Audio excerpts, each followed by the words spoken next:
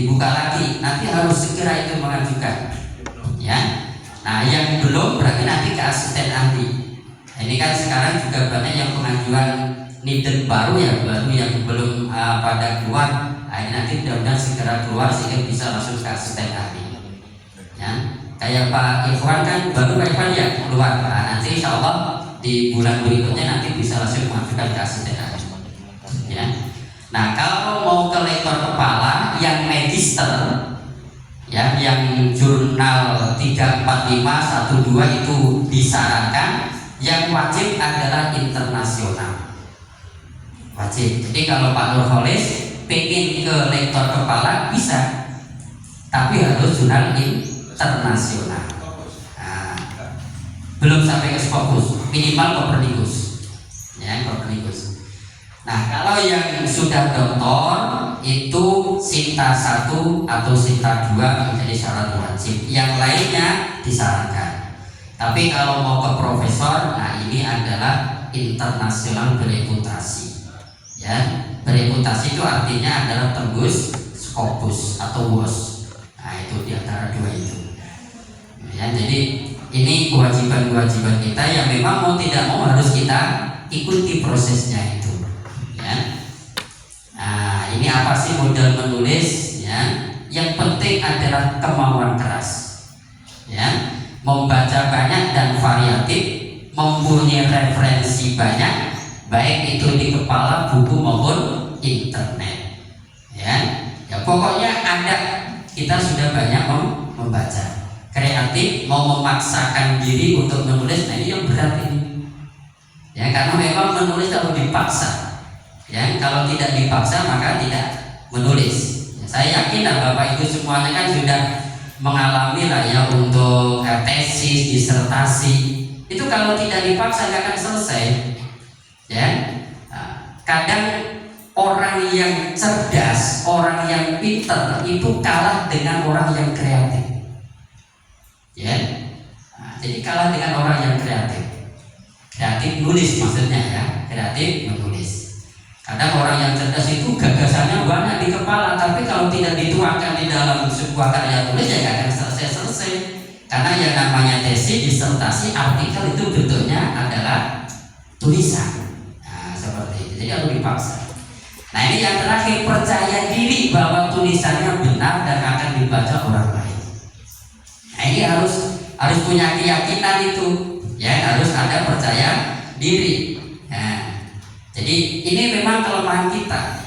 Ya, kayak kemarin Ustadz Mahbub itu punya artikel. Bagus sebenarnya artikelnya itu. Ya, cuman judulnya masih sangat sederhana. Ya, tentang manajemen lembaga pendidikan Islam. Yaitu penelitian di Tegalrejo. Tegalrejo itu kan punya yang Gus Yusuf itu kan asrama pendidikan Islam ya, API itu loh, singkatannya apa itu? Islam ya, asrama perguruan Islam. Dia itu penelitian di sana, ya. Nah, dia cerita. Saya minta tulisan, mana tulisannya? Saya bilang begitu, ya. Setelah saya cek sebenarnya bagus di dalamnya itu, karena ada inovasi dan ada mempertahankan tradisi. Cuman cara membuat judulnya itu yang kurang menarik. Nah itu, sehingga kemarin saya diskusi terus saya rubah. Sekarang lagi proses submit di Sinta 2. Saya langsung Sinta 2 ke Sinta 3, 4. Kalau Sinta 4, Sinta ini artikel yang model seperti ini saya. Kalau begitu, ya, jadi langsung saya submit ke Sinta 2. Sekarang tinggal tunggu saja ini. Ya. Jadi sebenarnya kita itu punya tulisan yang menurut orang lain itu bagus, tapi kadang menurut kita sendiri ini malu kan begitu, nggak percaya diri. Ya, nah kita sebagai seorang penulis itu harusnya percaya diri bahwa tulisan kita itu nanti layak dibaca sama orang lain. Karena kalau kita tidak percaya diri, nggak bakalan kita menerbitin itu. Ya, nanti terlepas dari bagaimana tanggapan orang lain. Kalau tanggapan orang lain itu nanti dijadikan sebagai motivasi dan juga perbaikan. Ya, ini seperti itu. Yang penting ada, kita terbitkan. Jadi seperti itu. Harus percaya diri.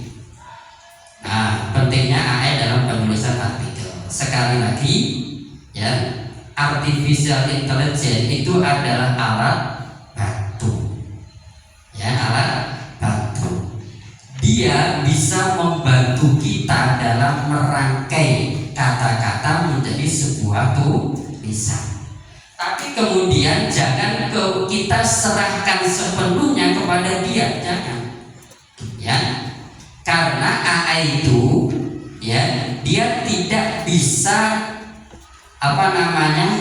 menganalisa dan juga tidak bisa mengkritisi, ya, sehingga kadang AI itu hanya datar saja, ya, datar saja. Kalau misalkan ada perbandingan ada, cuma datar saja, ya.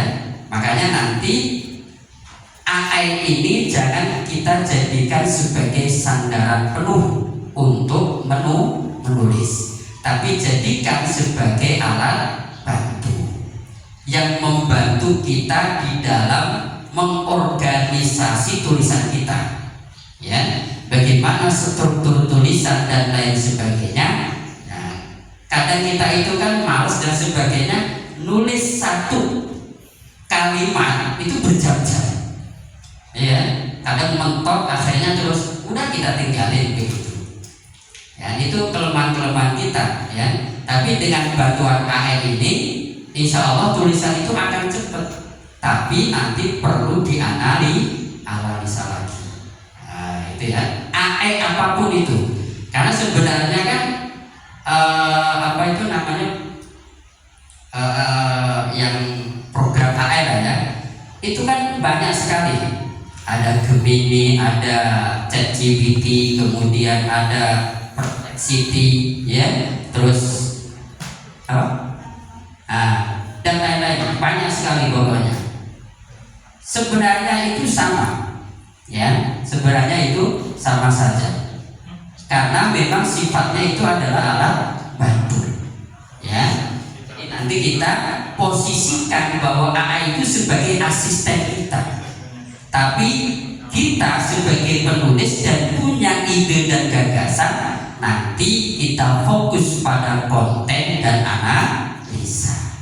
Nah, jadi seperti itu, lebih cepat, ya, lebih cepat. Jadi nanti kalau kita sudah mengetahui tulis artikel itu semalam sudah selesai itu, dari awal sampai selesai, tinggal kita adalah memperbaiki. Nah, memperbaiki ini kalau kita konsisten, nggak nyampe 1 minggu sudah selesai itu. Jadi 1 bulan kalau kita mau publish itu sudah bisa. Jadi kalau 1 tahun berarti 12 artikel itu bisa, ya, dengan bantuan AI. Karena pekerjaan yang berat itu dikurangi dengan adanya AI. Nah, itu. Tapi kalau kita mengandalkan tulisan manual dengan gagasan pikiran, ya tadi itu baru 1 paragraf sudah mentok, ini apa nanti tulisannya, ya. Satu. Makanya sebelum ada AI ini, kewajiban kita sebagai seorang dosen itu kan per 2 semester 1 publish tuntutannya. Jadi yang sudah sertifikasi itu sebenarnya tuntutannya cuma 1 tahun, Pak. Ya, walaupun laporannya itu adalah per semester.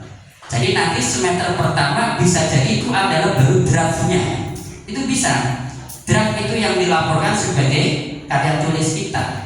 Baru nanti kemudian semester berikutnya itu adalah yang sudah publishnya, itu bisa. Karena memang berat menulis itu.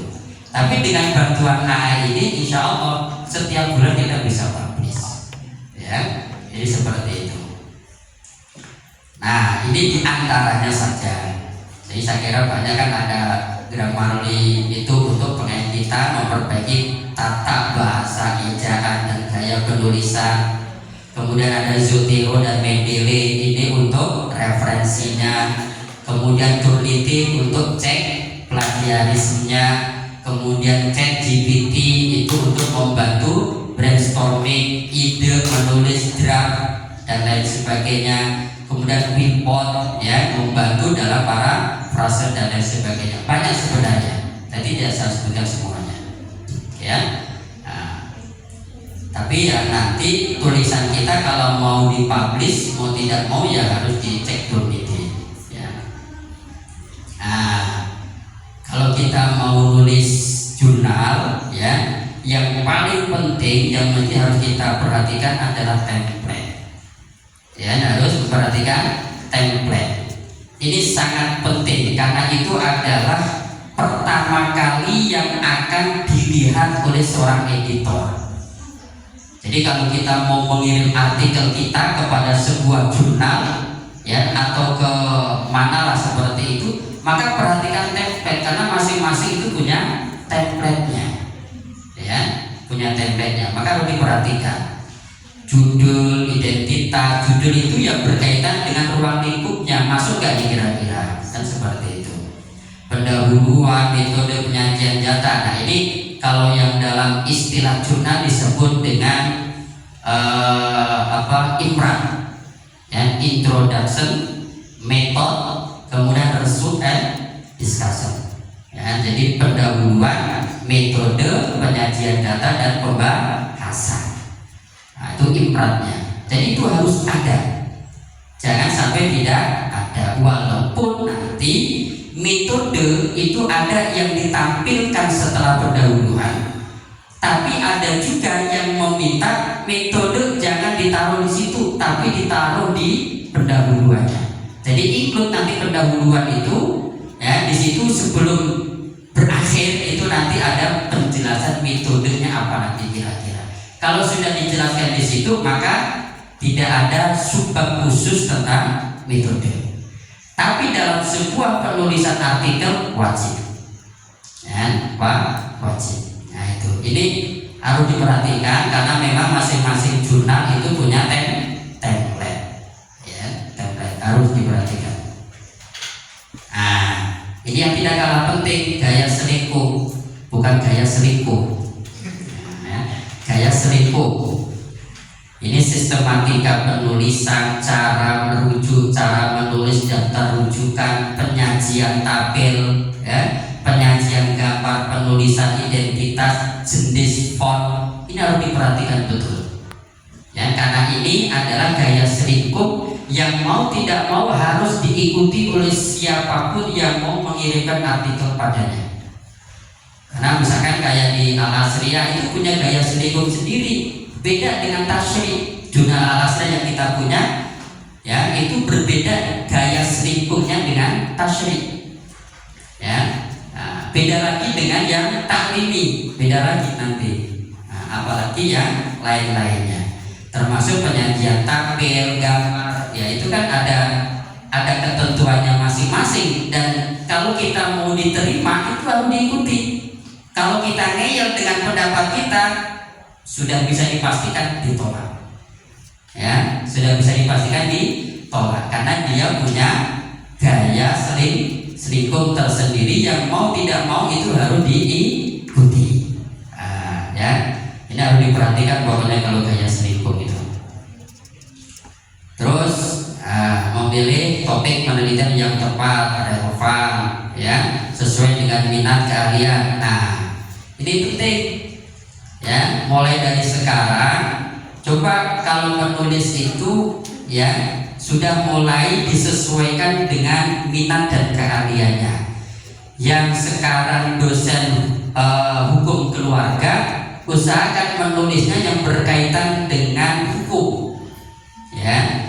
Kemudian yang pendidikan bahasa Arab atau FPI yang menulisnya berkaitan dengan itu. Yang tafsir juga sama seperti itu. Jadi sudah mulai diarahkan ke arah situ sehingga, ya, nanti ke depan kita kalau misalkan mau mengajukan kenaikan jabatan dan lain sebagainya, riwayatnya itu jelas. Nah, karena itu sebagai salah satu syarat mutlak untuk penetapan jabatan akademik ke depannya. Ya, jadi mulai dari sekarang sudah mulai dipeta-petakan. Ya, jangan asal nulis bahasanya begitulah, ya. Nah, tapi mulai dari sekarang sudah mulai dipeta-petakan seperti itu. Bagus sebenarnya kalau misalkan kita banyak karya tulis, tapi kalau tidak sesuai dengan bidang keahlian kita, itu kalau dipakai untuk kenaikan jabatan tidak dinilai, tidak dinilai. Jadi seperti itu, ya. Kecuali kalau kita sudah profesor, nah itu beda lagi lah tulisannya, ya. Karena profesor semua bidang harus dikuasai. Ya, walaupun dia punya keahlian khusus, tapi bidang yang lain sedikit banyak mereka juga harus paham. Seperti misalkan kayak Profesor Abudinata, itu kan bidang keahliannya di bidang pendidikan, tapi coba antum cek itu tulisannya macam-macam itu, macam-macam itu, ya. Nah, itu jangan diikuti kalau kita belum pro. Ya. Jadi kita karena belum pro, ya, untuk mengejar ke arah sana maka harus linear dulu, gitu ya. Memiliki kontribusi yang signifikan, mempertimbangkan kebutuhan jurnal. Nah ini penting, ya. Jadi kalau kita mau menulis, perhatikan jurnal ini butuhnya apa, ya. Nah, jadi jurnal ini butuhnya apa. Nanti ini nanti ada dua model, ya. Kalau kita mau mengirimkan artikel ke jurnal itu ada dua model. Pertama adalah kita belum punya tulisan.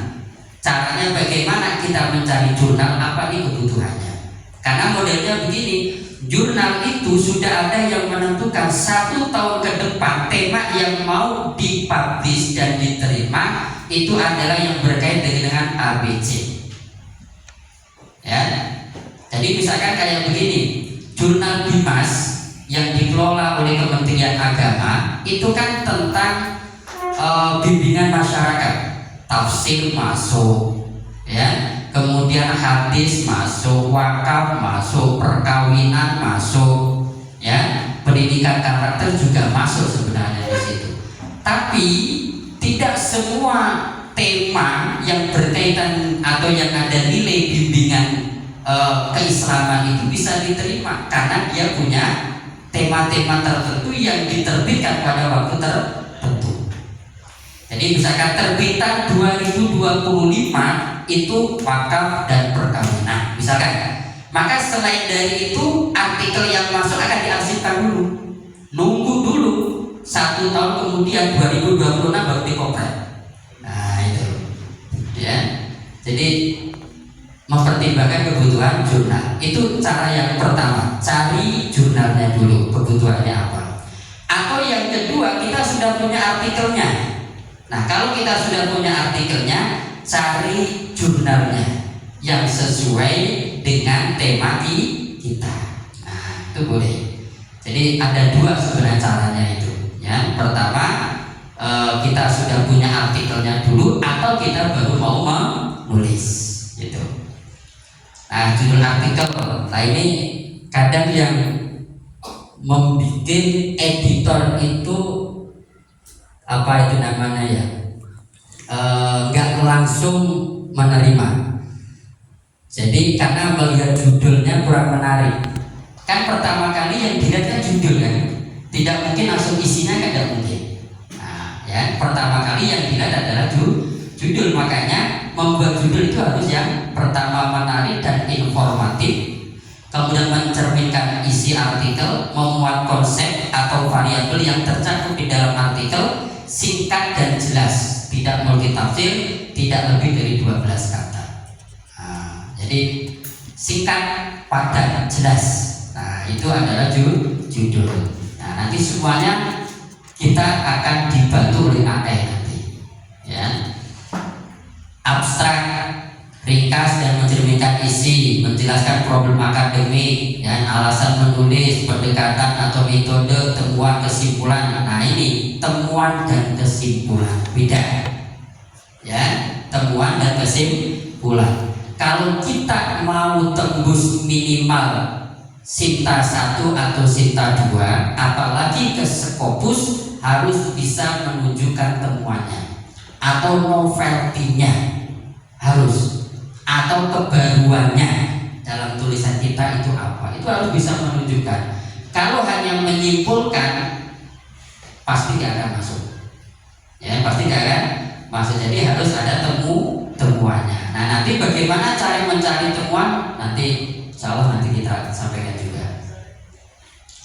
Terus, nah, tidak memasukkan grafik, tabel, ya, tidak ada rujukan. Karena masih ada juga itu yang ketika membuat kesimpulan masih mencantumkan rujukan. Ya, ada juga yang itu. Termasuk yang di skripsi itu kalau ada yang masih mencantumkan rujukan, nah itu harus dikomentari itu. Ya, jadi tidak boleh ada rujukan atau referensi, tidak boleh. Pendahuluan yang menunjukkan adanya problem yang tidak dibahas, menyampaikan kajian literatur terdahulu, menyatakan adanya kebaruan atau novel.